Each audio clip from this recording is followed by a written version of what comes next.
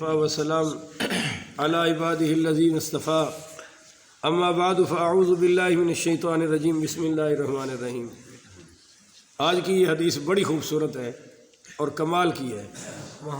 میری رائے اس معاملے میں حضرت عمر پاک رضی اللہ تعالیٰ عنہ والی ہے کہ ایسی حدیثوں سے عوام خراب نہ ہو جائے، مگر دوسرے تمام علماء نے، محدثین نے اور قرآن میں بھی منع کیا ہے کہ حق بات کو چھپانا نہیں۔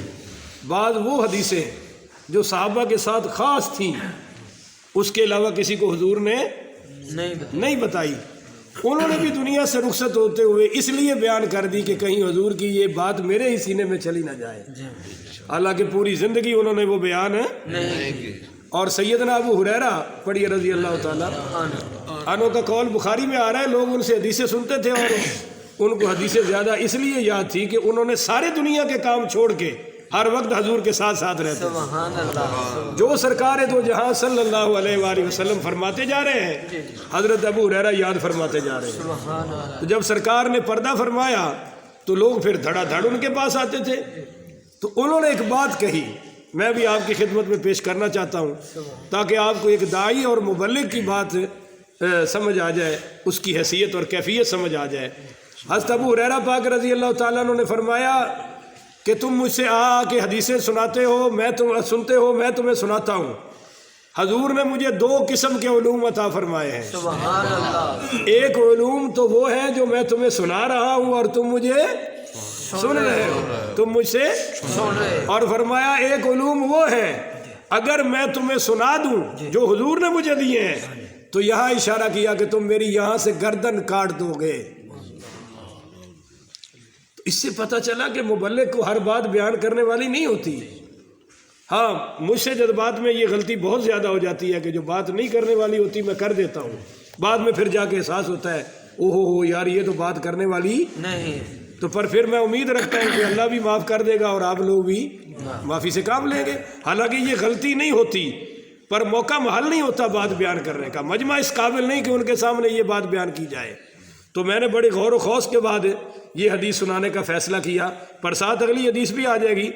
ان ابی ذر قال اتیت النبی صلی اللہ علیہ وآلہ وسلم، ابو ذر غفاری رضی اللہ تعالیٰ عنہ فرماتے ہیں کہ میں حضور پاک صلی اللہ علیہ وآلہ وسلم کی خدمت مقدسہ مطہرہ منورہ میں حاضر ہوا تو ثوب ابیض، آپ نے سفید لباس پہنا ہوا تھا۔ سبحان اللہ، سبحان اللہ، پھر کہیں سبحان اللہ۔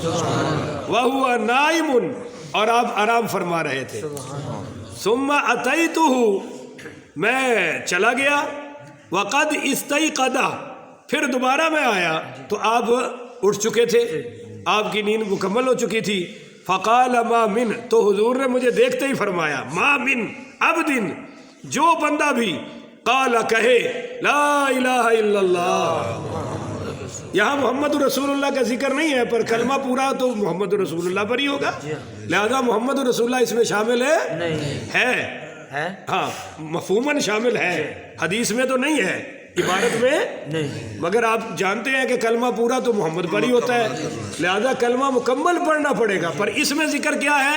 لا الہ الا اللہ۔ ثم مات علی ذالک، پھر وہ اسی عقیدے پر مرے، اسی کلمے پر مرے، تو فرمایا الا دخل الجنہ، وہ سیدھا جنت میں جائے گا۔ وہ سیدھا کہاں جائے گا؟ جنت میں۔ تو حضرت ابو ذر غفاری کہنے لگے وَإِن زَنَا وَإِن سَرَقَ، اگرچہ اس نے زنا کیا ہو اور چوری کی ہو، سمجھ رہے ہو؟ کیونکہ حضور نے تو لا الہ الا اللہ کا ذکر فرمایا نا، تو انہوں نے یہ اضافہ کیا کہ وَإِن زَنَا وَإِن سَرَقَ، اگرچہ اس نے زنا کیا ہو اور چوری کی ہو، قالا، تو سرکار نے فرمایا وَإِن زَنَا وَإِن سَرَقَ، اگرچہ اس نے زنا کیے ہو، چوریاں کی ہو، اللہ پھر بھی جنت عطا فرمائے گا۔ ایتھے ہن اچھی سبحان اللہ بن دی۔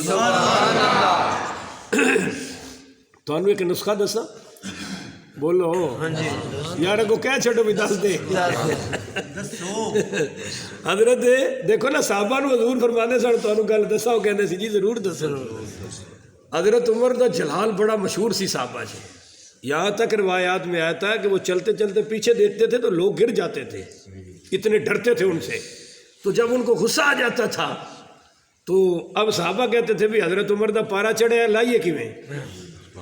تو دوسرے جو جاننے والے قریب کے صحابہ تھے وہ کہتے تھے بھی قرآن پڑھو حضرت عمر فوری موم ہو جائے گا. قرآن پڑھو فوری موم ہو جائے گا. حضرت عمر تو قرآن سن کے کلمہ پڑھ لیا تھا, لہذا آپ بھی مزاج عمری میں آ جائے کہ جب حدیث سنے قرآن سنے تو پھر خوش ہو جایا کرے, قرآن سے بھی خوش ہو جایا کرے, سنانے والے سے بھی خوش ہو جایا کرے. تو انہوں نے کہا جی وَإِن قَالَ, حضور نے فرمایا وَإِن زَنَا وَإِن سَرَقَ, اگرچہ اس نے زنا کیا ہو اور چوری کی ہو کلمہ پھر بھی جنت میں لے جائے گا. تو قلت, میں نے پھر دوسری بار کہا وَإِن زَنَا وَإِن سَرَقَ, اگرچہ اس نے زنا اور چوری کی ہو. قَالَ وَإِن زَنَا وَإِن سَرَقَ, آپ نے فرمایا ہاں اگرچہ اس نے زنا کیا ہو چوری کی ہو. قلت, میں پھر تیسری بار بولا کہ وَإِن زَنَا وَإِن سَرَقَ, کیونکہ یہ تو بہت بڑے جرم ہے نا چوری اور زنا. چوری پر تو آپ کو پتہ ہے کہ ہاتھ کٹتے ہیں, اور زنا پر تو قرآن حدیث میں حدیں جاری ہوتی ہیں. تو یا رسول اللہ, میں نے پھر تیسری بار کہا اگرچہ اس نے زنا کیا ہو چوری کی ہو. قَالَ وَإِن زَنَا وَإِن سَرَقَ, تیسری مرتبہ بھی حضور پاک علیہ الصلوۃ والسلام نے فرمایا ہاں بھائی اگرچہ اس نے زنا اور چوری کیا ہو علی رغم انف ابی ذر, اگرچہ ابو ذر کا ناک خاک میں مل جائے پر وہ جنت میں جا ہی رہے گا. سبحان اللہ سبحان اللہ. وہ صحابی ساڑا کو ناراض ہے آؤ نہ یہ نہیں آکھیا بھی تمہیں مسئلہ دسنا ہی نہیں ہوتا, میرا ناک کھا کے چلود کر چھڑیا جی راغم انفن. اور اس کا بہترین ترجمہ کیا بنتا ہے, اگرچہ ابو ذر کو یہ بات ناگوار لگتی ہو مگر اللہ اس کو جنت دے کے رہے گا. تو یہ کلمہ اسلام کی برکت ہے. بولیے یہ کلمہ اسلام کی برکت ہے. مگر اس کا یہ مطلب نہیں ہے کہ زنا اور چوری پہ سارے کچھ معافی ہو جائے گی, سزائیں بھی ملیں گی. اچھا جی, عن ابی ہریرہ رضی اللہ تعالی عنہ قال قال رسول اللہ صلی اللہ علیہ وسلم الایمان بضع و سبعون شعبۃ, حضور پاک صلی اللہ علیہ وسلم نے فرمایا ایمان کے 70 سے بھی زیادہ شعبے ہیں. ایمان کے 70 سے بھی زیادہ شاخیں ہیں. جیسے ایک درخت ہوتا ہے نا, اس کی شاخیں کتنی ہوتی ہیں, فرمایا ایمان کی شاخیں ہیں. فافضلها قول لا الہ الا اللہ, سب سے افضل شعبہ ایمان کا, شاخ بلندی کا عمل وہ کلمہ ہے لا الہ الا اللہ محمد رسول اللہ, یہ کلمہ ہے جی. اور وہ ادناہا, اور ایمان کا سب سے ادنا شعبہ کیا ہے, اماطۃ الاذی عن الطریق, راستے سے تکلیف دینے والی چیزوں کو ہٹا دینا. راستے سے تکلیف دینے والی چیزوں سے ہٹا دینا. ساڑھے تھے ماشاءاللہ صفائی کر کے نال دے بوئے تھے سارا گھن چھوڑ دیں دیئے, پوڑیاں کے پتھر جی ہاں ادھر رکھ دیتی ہے. تو جن میں سے آپ کو اللہ تعالیٰ نے صاحب مال بنایا ہے, آپ کسی عیسائی کو وہ 500 روپیہ دے کے کوئی 200 روپیہ دے کے یار یہ نالیوں والیوں والا کام تو نکلوا دیا کرے. یہ ایمان کا شعبہ ہے. بولیے ایمان کا شعبہ کہ میرے گھر سے ایسی چیز باہر نہ جائے کہ آپ کو تکلیف پہنچے, آپ کے پڑوسی کو تکلیف پہنچے, اور پڑوسی کو بھی ایسی حرکت کرنے کی ضرورت ہے. اس کا تعلق بھی دیکھیں حضور ایمان سے جوڑ رہے ہیں کہ تکلیف والی چیزوں کو راستے سے ہٹا دو. اور والحیاء شعبۃ من الایمان, آپ نے فرمایا حیا بھی ایمان کا شعبہ ہے.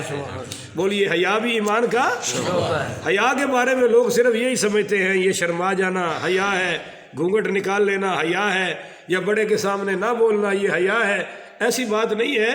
حیا موقع محل کے لحاظ سے اس کی کیفیت بدلتی رہتی ہے. بولیے کیفیت ایک تو نہیں کہ ایک بندہ کفر پک رہا ہے اور ہم حیا میں آگے سے بت بن کے کھڑے رہے, نہیں, پھر انہوں حضرت عمر والا کسون بجنا چاہیے نا. یہ حیا ہی ہے.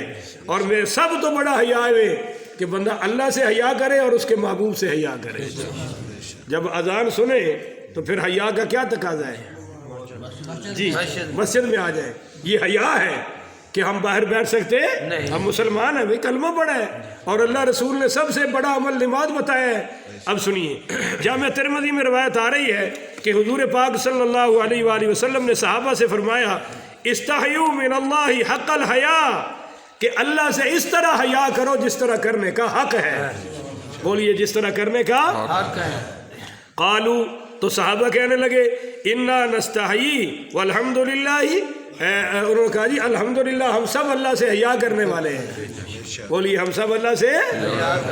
تو فقال, آپ نے فرمایا لیس ذالک, ایسا نہیں ہے حیا جیسا تم سمجھ رہے ہو. वलाकिन इस्तिहया मिन अल्लाहि हक़्क़ल हया। और मैं तुम्हें बताऊं कि अल्लाह ताला से हया करने का हक क्या है। पहला बताया अन तहफ़ज़ रासा व मा हवा, फरमाया अपने दिमाग और जो चीज़ें दिमाग के साथ लगी हुई है इनमें अल्लाह ताला के बारे में हया पैदा करो। मसलन ये कान है, नाक है, आँख है और ज़ुबान है, इन सब चीज़ों में हया पैदा करो कि ये अल्लाह और उसके रसूल के ख़िलाफ़ इस्तेमाल है। और दूसरा फिर फरमाया वल बतना मा वमा वआ, फरमाया अपना पेट और जो चीज़ें पेट के इर्द गिर्द लगी हुई हैं उनकी भी हिफाजत करना।